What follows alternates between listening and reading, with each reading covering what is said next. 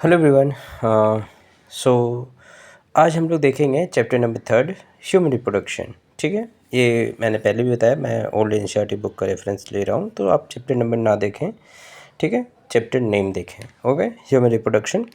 तो बात करते हैं हम लोग ह्यूमन रिप्रोडक्शन में कि आज का जो ये चैप्टर है बहुत इंपॉर्टेंट है नीट के पर्पज़ से, बोर्ड एग्ज़ाम के पर्पज़ से भी। आपको मैं जहाँ से भी गेस कर रहा हूँ, आप प्लीज़ उस पर फोकस करने की कोशिश करना, जैसा कि मैंने बताया था फर्स्ट वीडियो में भी, और पीवाईक्यू के हिसाब से भी मैं आपको यहाँ पे बता रहा हूँ। जैसे पीवाईक्यू में जितना ज़्यादा, जिस टॉपिक से ज़्यादा क्वेश्चंस पूछा गया है उसमें, ठीक है।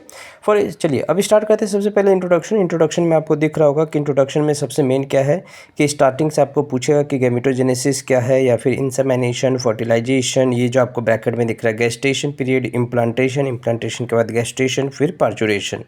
तो ये आपको स्टेप बहुत बार मतलब लगभग पीवाईक्यू में पूछा गया है, तो आपको स्टेप्स याद रखना है कि रिप्रोडक्शन के दौरान में सबसे पहला जो आपको यहाँ पे देखने मिलेगा वो सीक्वेंस वाइज करके क्वेश्चंस ज़्यादा पूछे जा रहे हैं। तो इसीलिए आपको ये सीक्वेंस याद होना चाहिए कि पहले गैमेटोजेनेसिस, फिर उसके बाद में इंसेमिनेशन, फिर फर्टिलाइजेशन, फिर उसके बाद में आपको क्या देखने मिलेगा, इम्प्लांटेशन, गेस्टेशन, फिर पार्चुरेशन। ठीक है, फिर उसके बाद में आते हैं मेल रिप्रोडक्शन। मेल रिप्रोडक्शन में आपको क्या दिख रहा है, मेल रिप्रोडक्शन में आपको याद रखना होगा मेनली कि जो टेस्टिस है, टेस्टिस का फंक्शंस, टेस्टिस के कैरेक्टरिस्टिक्स, टेस्टिस में किस तरीके से आपको स्पर्म का फॉर्मेशन होता है, वो चीज़ आपको देखना होगा। खास करके जो ये डार्क वर्ड में आपको लिखा हुआ दिख रहा है नंबर ऑफ, यहाँ पे क्या चीज़, कंपार्टमेंट। आप एक और चीज़ गौर करना कि हर जगह पे जहाँ पे भी नंबर से रिलेटेड बात अगर की जा रही हो, तो वहाँ पे आप ये देखना है कि ईच बोला है या फिर 2 बोला है। अगर कितना बार क्या होता है ना कि जो एसर्शंस रीजन होता है वहाँ पे ये बोल देता है कि एक टेस्टिस में, जैसे एनसीईआरटी में लिखा है कि 250 कंपार्टमेंट आपको देखने मिलता है, वहाँ पे पूछ देगा 2 टेस्टिस में क्या 250 कंपार्टमेंट होते हैं,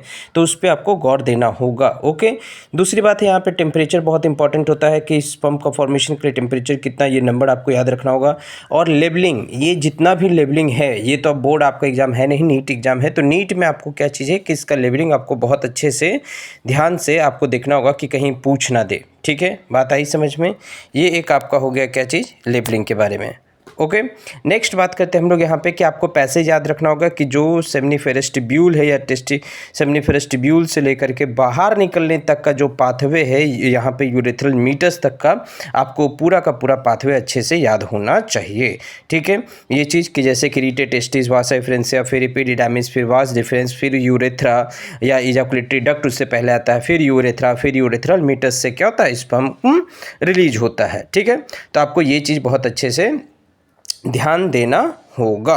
ओके, नेक्स्ट फिर उसके बाद में आगे हम लोग बढ़ते हैं। यहाँ पे आपको याद रखना होगा क्या चीज़ कि कौन सा यहाँ पे आपका एसेसरी ग्लैंड है, एसेसरी ग्लैंड से किस चीज़ का सिक्रीशंस होता है और कितना परसेंट में होता है, वो भी चीज़ आपको यहाँ पे याद रखना होगा। वैसे यहाँ पे परसेंटेज तो दिया नहीं है, बट आपको यहाँ पे याद रखेंगे तो ज़्यादा बेटर होगा। ठीक है, फिर फीमेल रिप्रोडक्टिव सिस्टम देखते हैं। फीमेल रिप्रोडक्टिव सिस्टम में कौन कौन सा पार्ट आता है, ये आपको अच्छे से याद रखना है। इसमें कौन सा आपका एसेसरी आएगा, कौन सा आपका यहाँ पे डक्ट सिस्टम से रिलेटेड हो गया, या फिर इसमें आपका जो ग्लैंड्स है, मेमोरी ग्लैंड, वो किस तरह का ग्लैंड है या फिर कैसे वो फंक्शन करता है, उससे रिलेटेड क्वेश्चंस पूछेगा। या फिर कौन सा स्टेप में हेल्प करता है, जैसे पार्चुरेशंस, या फिर आपको बोलेगा लैक्टेशन, या आपको बोलेगा गेस्टेशन, या बोलेगा इम्प्लांटेशन। तो मेमोरी ग्लैंड बेसिकली आपको लैक्टेशन बोल सकते हैं, एक तरीके से बच्चे को मिल्क फीड करने में हेल्प करता है। ठीक है, ये चीज़ में बात समझ में आई ये चीज़। नेक्स्ट हम लोग बात करते हैं यहाँ पे female reproductive system. Female reproductive system का ये डायग्राम तो सबको पता है कि बहुत ज़्यादा इंपॉर्टेंट है, तो इसका लेबलिंग अच्छे से पढ़िएगा। कौन सा पार्ट को क्या बोलते हैं, इन्फंडिबुलम, और किस तरह का यहाँ पे जो सेल्स पाया जाता है इसका बॉर्डर लाइनिंग में, वो सेल्स का नाम भी आपको याद रखना होगा। ठीक है, ये चीज़ क्लियर हो गया। इसमें छोटे छोटे सीलिया भी प्रेजेंट होते हैं, क्लियर हो गया। फिर आगे हम लोग बढ़ते हैं, यहाँ पे देखें तो जो आपको यहाँ पे दिख रहा है क्या चीज़ कि फीमेल रिप्रोडक्टिव सिस्टम में आपको ये भी याद रखना होगा कि 3 लेयर होता है, एंडोमेट्रियम, ठीक है, फिर उससे बीच में जो मिडिल लेयर होता है उसको मायोमेट्रियम, और सबसे जो अंदर साइड का लेयर होता है उसको बोलते हैं क्या चीज़, पेरीमेट्रियम, मतलब मांस के तरफ का बात कर रहे हैं वो चीज़। बात समझ आई ये चीज़। फिर एक्सटर्नल जेनेटेलिया में आपको सबका लेबलिंग आपको यहाँ पे याद रखना होगा, या फिर नेम उसका याद रखना होगा। फिर बात करते हैं मेमोरी ग्लैंड। मेमोरी ग्लैंड का भी पाथवे आपको अच्छे से याद रखना होगा कि किधर से किधर। अच्छा, एक और चीज़ आपको यहाँ पे गौर करना होगा कि ओवरी से जब ओवम निकलता है तो किधर पाथवे से मूव करके इम्प्लांटेशन होता है, उसका भी पाथवे आपको याद रखना होगा। ये सब प्रैक्टिस क्वेश्चंस में आजकल इंस्टीट्यूशंस में बहुत पूछे जाते हैं, तो इस पर आप फोकस जरूर कीजिएगा। ओके, फिर यहाँ पे देखिए मेमोरी ग्लैंड है। मेमोरी ग्लैंड का जो आपको यहाँ पे क्या चीज़ है कि सबसे पहले यहाँ पे लोब देखने मिलता है, लोब के बाद में एल्वियोलस हो गया, फिर डक्ट हो गया, फिर एम्पुला बनाता है, फिर लैक्टिफेरस डक्ट हो गया। तो ये चीज़ पाथवे आपको याद रखना होगा। फिर आते हैं गैमेटोजेनेसिस। गैमेटोजेनेसिस में मेल गैमेटोजेनेसिस में भी आपको क्या चीज़ है कि ये वाला लेवलिंग आपको अच्छे से याद रखना होगा कि स्पर्मेटोगोनिया, फिर प्राइमरी, फिर सेकेंडरी, फिर टर्शरी। टर्शरी नहीं, मतलब यहाँ पे बनता है स्पर्मेटिड, फिर स्पर्मेटोजोआ। और एक चीज़ इसमें याद रखना होगा कि कहाँ पे मियोसिस होता है, कहाँ पे माइटोसिस होता है, ये आपको यहाँ पे बहुत अच्छे से याद रखना होगा। सर्टोली सेल का फंक्शन क्या है, लैडिक सेल का फंक्शन क्या है, या स्पर्मेटिड किसको बोलेंगे, स्पर्मेटोजोआ में क्या डिफरेंस है, ये चीज़ आपको याद रखना है। स्पर्मिएशन क्या होता है, इन सब का आपको पूरा का पूरा डेफिनेशन आना चाहिए, क्योंकि ये सर्सन्स रीजन में आपको पूछ सकता है। जीएनआरएच का फंक्शन क्या है, ठीक है, कहाँ से रिलीज होता है, इस पे भी बहुत क्वेश्चंस आए हैं, तो इसको भी आपको अच्छे से देखना है, ठीक है। नेक्स्ट अगर हम लोग बात करें फिर आगे जा करके, ये स्पर्म का डायग्राम हो गया। स्पर्म का डायग्राम में आपको याद रखना होगा कि एक्रोजोम्स का मेन फंक्शन क्या चीज़ है, कितना मिलियन ऑफ स्पर्म रिलीज होता है, कितना परसेंट में सही होना चाहिए, नॉर्मल शेप साइज उसका, एक तरह से बोल सकते हैं विग्रस मोटिलिटी कितना शो करना चाहिए, वो चीज़ आपको परसेंटेज याद रखना होगा। फिर बात करते हैं यहाँ से क्या है, जो आपका यहाँ पे सीमेन और स्पर्म में क्या डिफरेंस है, वो भी चीज़ आपको अच्छे से समझना होगा और याद रखना होगा। आगे बात करते हैं हम लोग यहाँ पे कि जो oogenesis होता है, oogenesis में प्राइमरी, सेकेंडरी, टर्शरी, जो फॉलिकल्स का बात कर रहा हूँ वो भी चीज़। अब प्राइमरी, सेकेंडरी, टर्शरी तक में क्या रहता है प्रेजेंट, प्राइमरी oocyte ही प्रेजेंट रहता है, तो इसको गौर से अच्छे से याद रखिएगा। एंट्रम किस आपको फॉलिकल में देखने मिलेगा, सेकेंडरी oocyte किस में आपको देखने मिलेगा, या फर्स्ट पोलर बॉडी कब बनेगा, जब सेकेंडरी oocyte बनेगा, या फिर जब प्राइमरी oocyte बनेगा, या फिर जब ओवम बनेगा। तो ऐसे करके आपको कन्फ्यूजिंग ऑप्शंस दे सकते हैं। आगे बात करें यहाँ पे ग्राफिन फॉलिकल में क्या डिफरेंस है, या फिर कब बनता है यहाँ पे क्या चीज़, ग्राफिन फॉलिकल, मैच्योर फॉलिकल क्या है, ठीक है। एक और चीज़ आपको अच्छे से याद रखना है कि ओवम है या जो सेकेंडरी oocyte है वही रिलीज होता है किससे, ग्राफिन फॉलिकल से। बात समझ आई ये चीज़, तो इसको गौर से रखिएगा याद। नेक्स्ट हम लोग बात करते हैं यहाँ पे देखिए माइटोसिस मियोसिस वाले जो डिफरेंस है वो आपको याद रखना होगा। इसमें भी फीमेल में भी कि माइटोसिस कहाँ पे होता है, मियोसिस कहाँ पे होता है, वो आपको बहुत बहुत बहुत इंपॉर्टेंट है। समझ आई बात ये चीज़। और इसका पाथवे भी याद रखना है कि पहले क्या बना, फिर क्या बना, फिर क्या बना।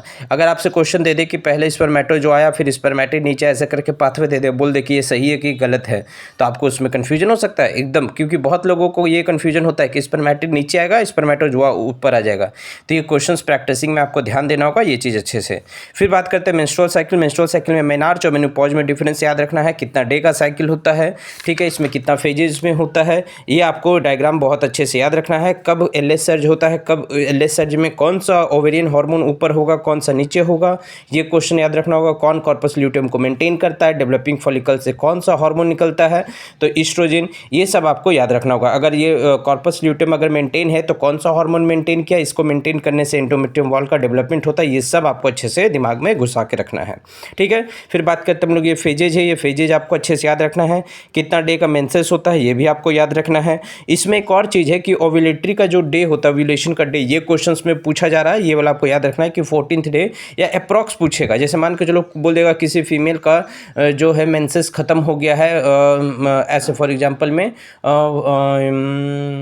5 तारीख को या फिर 10 तारीख को, ठीक है, तो उसका जो ओव्यूलेशन का डेट होगा कब हो सकता है, 24, 23, 22 ऐसे करके हो सकता है, या फिर 25 हो सकता है, 26 हो सकता है, ऐसे ऑप्शन में देगा, अप्रॉक्स देगा, एग्जैक्ट नहीं देगा, याद रखिएगा, ठीक है। बात करते हैं हम लोग आगे यहाँ पे कि जो कॉर्पस ल्यूटियम है या फिर ओव्यूलेशन है उस दौरान में कौन सा हार्मोन का रोल होता है, ये चीज़ LH FH, और यहाँ पे फिर कौन सा जो ग्लैंड है वो रिलीज करता है, कौन सा एंटीरियर पिट्यूटरी ग्लैंड या पोस्टीरियर पिट्यूटरी ग्लैंड, ये भी चीज़। फिर फर्टिलाइजेशन में बात करते हैं। फर्टिलाइजेशन में आपको ये ओवम का स्ट्रक्चर याद रखना है, कौन सा लेयर होता है, कितना लेयर होता है, ठीक है। ओव्यूलेशन में मेनली फर्टिलाइजेशन होने के बाद में इम्प्लांटेशन कहाँ होता है, उसमें जो लेयर होता है किसको ये ब्रेक करता है, स्पर्म, या फिर जो स्पर्म ब्रेक करता है किसकी मदद से करता है, एक्रोजोम की मदद से करता है, ये वाला चीज़ आपको याद रखना होगा, ठीक है। फिर आगे हम लोग आते हैं कि जब ये पोलर बॉडी, फिर यहाँ पे ये सेक्स डिटर्मिनेशन, ये तो बहुत इजी टॉपिक होता है, XY और XX को लेकर के है यहाँ पे, तो इसको याद रखिएगा। फिर यहाँ पे ब्लास्टोमेयर, कितना सेल को हम लोग बोलते हैं ब्लास्टोमेयर, कितना सेल को बोलते हैं मोरुला, कितना सेल को बोलते हैं क्लीवेज, कितना सेल को जाइगोट बोलेंगे, तो ये भी आपको डायग्राम समझ में आना चाहिए, ओके, ये चीज़। फिर उसके बाद में इम्प्लांटेशन होने के से पहले उसमें सेल्स का डेवलपमेंट होता है। इनर सेल मास किसको बोलेंगे, ट्रोपोब्लास्ट लेयर किसको बोलेंगे, ये चीज़। और इम्प्लांटेशन ही क्या करता है, लीड करता है प्रेगनेंसी। तो इस तरह का सेशंस रीजन ये वाला क्वेश्चन बनता है, बार बार ये क्वेश्चन बनाता है। ब्लास्टोसिस्ट ही जाकर के इम्बेड होता है, ये भी चीज़ क्वेश्चन पूछेगा कि ब्लास्टोसिस्ट की मोरुला की जाइगोट या कौन जाकर के इम्प्लांट होता है, ठीक है, और कहाँ इम्प्लांट होता है ये भी। फिर बात करते हैं हम लोग प्रेगनेंसी में कौन सा हार्मोन निकलता है, स्पेशली प्रेगनेंसी में एचसीजी, एचपीएल, रिलैक्सेशन। कितना लोग एस्ट्रोजन, प्रोजेस्टेरोन भी दे देता है, तो इससे गलती हो जाता है, तो इसको याद रखिएगा। फिर कोरियोनी विली क्या होता है, फिर प्लासेंटा क्या होता है, इसमें आपको डिफरेंस याद रखना होगा, ठीक है, ये चीज़। फिर हम लोग आते हैं यहाँ पे क्या चीज़ कि ये डायग्राम वैसे तो इतना इंपॉर्टेंट है नहीं, बट ये याद रखिएगा फिर भी, लेकिन ये डायग्राम इंपॉर्टेंट है, ये डायग्राम आपके लिए इंपॉर्टेंट है। फिर आते हैं हम लोग यहाँ पे, ये टॉपिक है, लास्ट टॉपिक यहाँ पे। फिर अच्छा एक और चीज़ यहाँ पे कि स्टेम सेल किसको बोलते हैं, स्टेम सेल से क्या बेनिफिट होगा, ये पूछ सकता है आपको, ठीक है। फिर उसके बाद में यहाँ पे एक्टोडर्म, मेसोडर्म और एंडोडर्म क्या है और किससे क्या डेवलप करता है, ये भी चीज़ आपको याद रखना होगा, ठीक है। आई बात समझ में, चीज़ क्लियर हो गया। फिर एक और चीज़, पिछले साल ही 2025 में एक क्वेश्चन पूछा था कि जो बेबी का डेवलपमेंट हो रहा है तो सबसे पहले क्या डेवलप करता है, हार्ट, फिर उसका मूवमेंट, फर्स्ट मूवमेंट कौन सा मंथ में देखने मिलेगा। बहुत इंपॉर्टेंट है इसका सीक्वेंस। ये वाला जो पैराग्राफ आपको दिख रहा है, ये पैराग्राफ बहुत बहुत इंपॉर्टेंट है, क्योंकि पिछले साल ही क्वेश्चन पूछा इससे बना करके, ठीक है। फिर फीटल इजेक्शन रिफ्लेक्स क्या है, फीटल इजेक्शन रिफ्लेक्स किस में हेल्प करता है और ये किस तरह का मैकेनिज्म है, तो न्यूरो एंडोक्राइन मैकेनिज्म है, ये भी चीज़ आपको याद रखना होगा। पार्चुरेशन में क्या डिफरेंस है, लैक्टेशन में क्या डिफरेंस है, और इसमें कौन सा आपको जो कोलेस्ट्रॉम होता है इसमें किस तरह का एंटीबॉडी पाया जाता है, ये भी चीज़ आपको याद रखना है। और ये क्यों इंपॉर्टेंट होता है, लैक्टेशन कराना बच्चे को या मदर मिल्क ही पिलाना क्यों इंपॉर्टेंट होता है, ये भी क्वेश्चन पूछ सकता है।